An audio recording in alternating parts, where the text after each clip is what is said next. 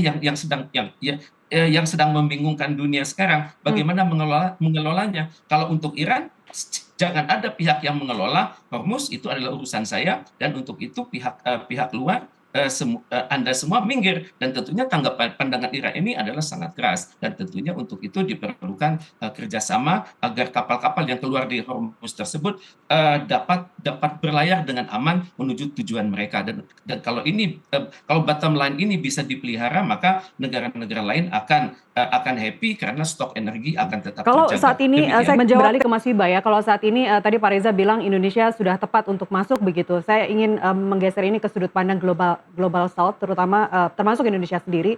Apakah konflik ini seharusnya diposisikan terutama sebagai isu-isu normatif dalam artian mengacu kepada hukum internasional, atau isu kepentingan ekonomi? Di situ ada energi, ada perdagangan, atau sebenarnya justru peluang untuk meningkatkan profil diplomasi negara-negara global South saja?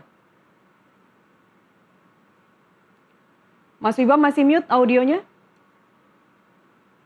Ya, jadi prinsip pertama itu negara Global South itu adalah negara yang kaya akan kekuatan potensial, tetapi kalah dalam hal kekuatan real.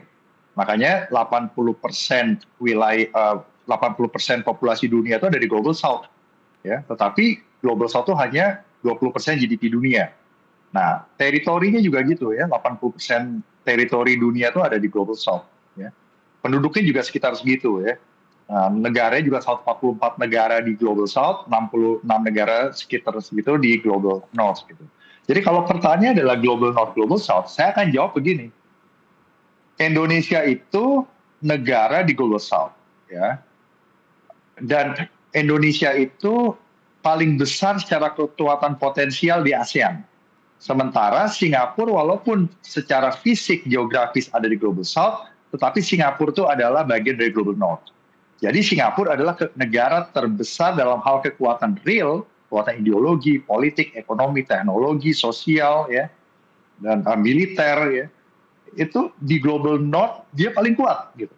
Ya, dalam di kekuatan real ya. Saya bicara kekuatan real. Nah, berarti kalau ya Indonesia kuat dan bisa memainkan peran diplomasi dengan benar, Singapura juga. Berarti Indonesia dan Singapura bisa memainkan kartu menjadi bridge builder yang baik untuk kasus Timur Tengah ini, ya, melalui ASEAN. Saya mau garis bawahi itu, melalui ASEAN. Apalagi sekarang ASEAN itu grade-nya sudah naik menjadi ASEAN Headquarters. Dan kita juga sudah punya duta besar di ASEAN yang bermarkas di Jakarta. Amerika juga punya duta besar, Uni Eropa juga punya duta besar di ASEAN. Nah, jadi kita harus mainnya lewat ASEAN. Dan yang memegang peran kunci itu harusnya Indonesia dan Singapura, ya. Itu tesis saya, ya. Nah, yang berikutnya, yang menjadi interest kita dari bagian Global South, ya, walaupun kita mendukung Palestina, walaupun kita mau ada two state solution, kita adalah negara yang sedang menghadapi strategic challenge bagaimana mentransformasi kekuatan potensial kita menjadi kekuatan real, kan? Itu poinnya. Kalau ngelihatnya dari situ. Nah, jadi itulah yang sekarang terjadi di Timur Tengah, di mana ada pergeseran orientasi interest di negara-negara Arab Islam, ya, Arab Sunni Islam, di mana mereka tetap mendukung Palestina untuk berdiri dalam konsep two state solution, tetapi mereka tidak menjadikan fundamental interest untuk membangun diplomasi dengan Israel. Makanya ada poros Abraham Accord, di mana ada Sudan, ada Maroko, ada Uni Emirat Arab, ada Bahrain yang sudah merestorasi hubungan dengan Israel. Apakah mereka tidak mendukung two state solution? Mereka mendukung two state solution. Tapi mereka tidak menjadikan itu batu sandungan untuk merestorasi hubungan dengan Israel. Nah, sekarang saya mau membahas mengenai definisi Greater Israel, ya. Nah, Greater Israel itu adalah konsep teologis, konsep ideologis yang diambil dari Taurat mereka tuh. Dari kitab Kejadian ayat 15 ayat 18, di mana Tuhan itu berjanji kepada mereka berdasarkan Taurat mereka, wilayah Israel itu nantinya akan seluas sampai daerah Jordan, sebagian daerah Arab Saudi, dan wilayah Libanon. Kapan itu terjadinya? Terjadinya pada saat Mesiasnya sudah turun tuh. Akhirnya bicara eskatologi. Pada saat sudah akhir zaman. Atau kalau orang Kristen bilang Kristus, kalau orang Islam bilangnya Al-Masih, Isa Al-Masih gitu. Nah, tapi kan itu bicara eskatologis, konsep teologis, ideologis sama seperti kalau kita mempunyai aspirasi luas Indonesia harus sebesar ASEAN, gitu. Itulah wilayah Nusantara. Nah, jadi, cara pandang ini juga diyakini oleh orang Israel, dibuat bahwa Iran mempunyai konsep Greater Iran. Artinya apa? Artinya Iran mau merestorasi wilayah kekuasaannya seperti era kekuasaan Cyrus the Great di abad 7 sebelum Masehi, gitu. Nah, ini kan nggak ada habisnya kalau diskusi begitu. Iya. Nah, itu diskusi eskatologis, ideologis nanti terjadinya. Nah, sekarang dalam konteks negara saat ini, Westphalian System, di mana dunia masih dunia seperti ini, ada kematian, ya kan begitu kan? Dan dunia yang belum akhir zaman, ya kita bicara geopolitik, gitu. Nah, di mana bagaimana sekarang di dalam jam kita ini, selagi kita masih hidup ini, kita bisa membawa perdamaian. Itulah destiny-nya Indonesia.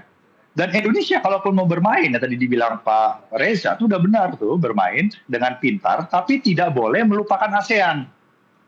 Dan Indonesia adalah negara terbesar secara kekuatan potensial di ASEAN. Singapura terkuat di ASEAN secara kekuatan real. Jadi kalau Singapura dan Indonesia kuat dan bisa kompatibel dalam memainkan kartu ini, ya ini akan berperan cukup signifikan. Ini tesis saya. Jadi apa saran Anda, Mas Wiba? Apa saran Anda untuk diplomasi Indonesia? Indonesia harus mainkan ekosistem diplomasi melalui ASEAN, harus menjadi honest broker yang dipercaya, harus menjadi bridge builder, fasilitator diplomatik, dan juga harus bisa menjadi middle power yang masuk ke dalam pengambilan keputusan mempengaruhi langsung dari negara-negara berkonflik. Ya, dalam hal ini bukan hanya Amerika, melainkan juga kekuatan-kekuatan di balik Iran, yaitu Rusia dan Cina. Dan juga bisa masuk ke pengambilan keputusan di Israel. Itu harus begitu menurut saya. Dan yang sudah dilakukan saat ini, apakah menurut Anda sudah mengarah ke sana? Nah, kalau yang dilakukan, secara visi mungkin iya, secara kemampuan. Tapi kalau secara agency, how-nya belum. Karena boleh saja aktor itu, presiden, perdana menteri, ya, kita negara itu mau melakukan ini itu boleh. Ya. Tetapi itu baru aktor yang mempunyai visi. Untuk bisa menjalankan itu dibutuhkan agensi. Agensi adalah kemampuan. Salah satunya adalah bagaimana cara melakukannya, bagaimana strateginya, bagaimana Kementerian Luar Negerinya, bagaimana pemimpin di dalam institusi yang menjalani itu, bagaimana mekanismenya, bagaimana kita disiplin dalam menjalankan diplomasi, bagaimana kita mendapatkan public trust dari rakyat kita sendiri, bagaimana kita didukung oleh rakyat kita untuk menjalankan apapun yang kita anggap benar, presiden anggap benar, untuk memainkan kartu kita di luar negeri. Nah, karena diplomasi itu bukan hanya bicara menaruh wakil kita di sana menjadi ceremonial agent, ya, tetapi bagaimana kita mempengaruhi, kalau bisa, bukan hanya men-shaping, mempengaruhi pengambilan keputusan di negara lain untuk kepentingan kita. Itu poinnya. Oke. Dan kita harus lakukan, karena kita adalah negara non-aliansi, kita lakukan bersama ASEAN. Itu saran saya. Ya.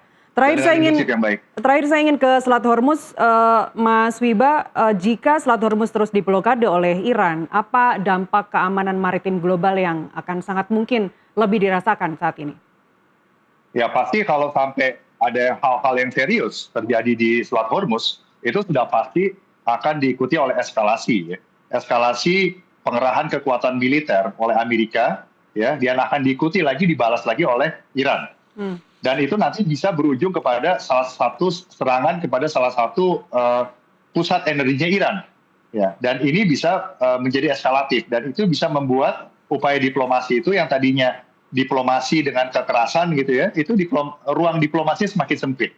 Dan itu pasti impact-nya ke stabilitas supply energi dan juga harga energi akan mempengaruhi ekonomi dan ekonomi global.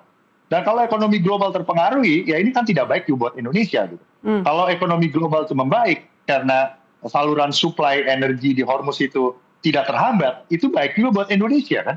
Itu poinnya tuh. Jadi Indonesia menghadapi tantangan dari dalam dan juga kondisi unprecedented di dalam kondisi yang belum pernah terjadi di tingkat dunia saat ini, di tingkat global gitu. Dan bukan bagi Indonesia saja gitu, tapi juga bagi negara-negara kawasan lainnya. Apalagi Indonesia berkepentingan bahwa keamanan maritim itu stable, keamanan maritim itu terkontrol gitu, walaupun tidak bisa menghilangkan ancaman sampai zero level, tetapi terkontrol karena kita negara maritim dan kita adalah 9 dari 8 choke point setelah Selat Hormuz yang sudah sangat dekat lokasinya. Kalau sampai ada apa-apa di Selat Hormuz, pasti langsung merembet itu ke Selat Malaka. Konflik bisa berpindah ke ke Indo-Pasifik. Sementara ada 5 hotspot di dunia ini, Mbak, yang bisa memunculkan perang dunia. Yang pertama adalah Semenanjung Korea, yang kedua adalah Laut Cina Selatan, yang ketiga adalah Taiwan, yang keempat adalah Timur Tengah, yang kelima adalah konflik di Eropa yang melibatkan Rusia, dalam hal ini Ukraina. Ya. Nah, jika 5 itu ya tidak bisa terkontrol baik, ya itu resiko buat semuanya gitu. Dan sebenarnya kalau Timur Tengah ini lebih baik kondisinya karena Hormuz itu tidak tertutup, itu sudah sangat menolong, Mbak. Tapi kalau Hormuznya itu tertutup, ini adalah ancaman serius kepada core national interest superpower gitu. Superpower manapun ya, dalam hal ini Amerika, walaupun kita boleh aja tidak setuju sama Amerika, ya, tapi kan great superpowernya mereka. Dan sekarang mereka sedang melawan China kan, karena rising power nomor 2, kekuatan ekonomi nomor 2 terbesar di dunia adalah China. Jadi rising power adalah China. Mas Wiba, singkat saja terkait choke point tadi. Apakah memang titik-titik perairan itu dibiarkan menjadi perairan internasional dan tidak dikelola atau tidak diakui kedaulatan oleh negara masing-masing? Kita bicara Selat Malaka, kita bicara Selat Taiwan, Hormuz saat ini yang kita bicarakan. Apakah memang seharusnya dilepas saja menjadi perairan internasional? Singkat saja boleh, Mas Wiba? Nah kan berdasarkan UNCLOS kan ada 3 bagian wilayah air kan. Yang pertama adalah laut teritorial, zona ekonomi eksklusif, dan juga ada laut bebas. Yang namanya choke point itu kan beririsan dengan laut teritorial dan CTE dari negara-negara di situ kan. Jadi itu nggak bisa laut bebas. Dan berarti harus dirubah UNCLOS-nya. Harus ada perubahan fundamental, nggak bisa. Jadi di sini tetap ada yang namanya logika realis dan juga logika liberalis yang mengedepankan norma dan hukum. Jadi antara kekuatan militer dan kekuatan norma dan hukum itu harus kompatibel gitu. Kekuatan realis, kekuatan liberalis, dan juga kekuatan konstruktivis. Artinya saling pengertian, kompatibilitas geopolitik itu penting sekarang antara Amerika, Israel, dan Iran. Selagi itu belum tercapai, kita akan terus melihat konflik ini mungkin sampai akhir zaman gitu. Ya itu ekstrimnya lah ya. Ya, baik. Terakhir saya ke Pak Reza, terkait Selat Hormuz, ada yang mengatakan begini Pak Reza, sebaiknya ini sebuah moderate demand begitu ya, Hormuz ini sebaiknya dikelola oleh Iran dan Oman, dan jangan sampai Amerika Serikat masuk di situ. Tanggapan Anda, Pak?